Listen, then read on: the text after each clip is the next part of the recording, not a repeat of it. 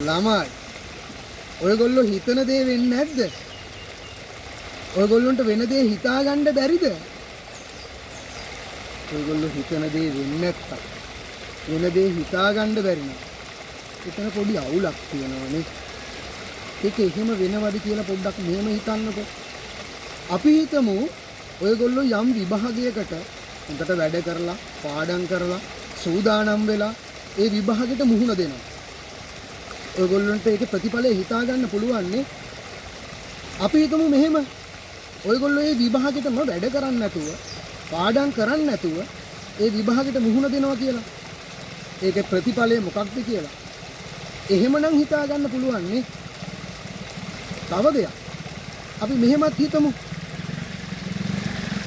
යම් පුද්ගලයෙක් මොනවා හරි මත්ද්‍රව්‍යයක් පාවිච්චි කරලා අපි හිතමුකෝ බීලා වේලු වෙලා බයික් එකක් ටීවීල් එකක් කාර් එකක් වෑන් එකක් බස් එකක් ධාවනය කරනවා කියලා. හොඳටම දන්නවා ඒ වාහනය ධාවනය කරන්න තරම් සුදුසුකමකින් නෙවෙයි එයා මේ වෙලාවේ යන්නේ. අනතුරක් වෙන බවක් එයා හොඳටම දන්නවා. එයා එතකොට අනතුරක් වුණොත් ඒ වෙන දේ යාට හිතා ගන්න බැරිද? හිතා ගන්න පුළුවන්. මොකද එයා දන්නවා මේකෙන් වෙන දේ යාට හොඳටම හිතා ගන්න පුළුවන් කියලා.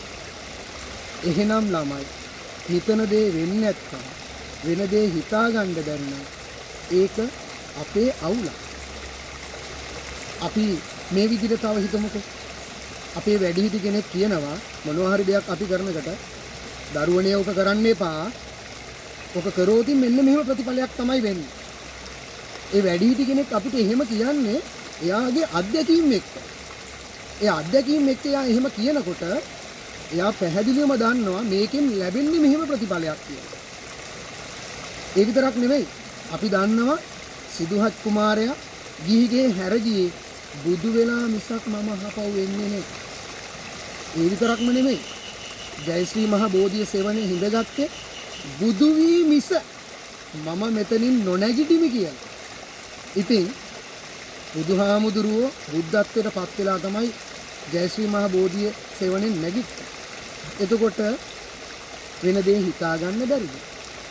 ළමයි හිතන දේ වෙන්නේ නැත්නම් වෙන දේ හිතා ගන්න බැරි නම් කියන එක හැම තැනටම හැම විදිහටම ප්‍රායෝගිකව ගැලපෙන්නේ නැහැ. එහෙම වෙන වෙලාවලුත් තියෙනවා. අපිම සමහර වෙලාවට කියනවා මට මේ වෙච්ච දේ හිතා ගන්න බැරුණා. මම හීනෙන්වත් හිතුවේ නැහැ. එහෙම අනපේක්ෂිතව වෙන වෙලාවල් තියෙනවා.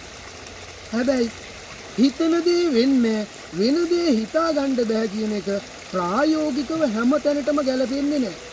එහෙම වෙනවා නම් ඒක ළමයි අපේම අවුල.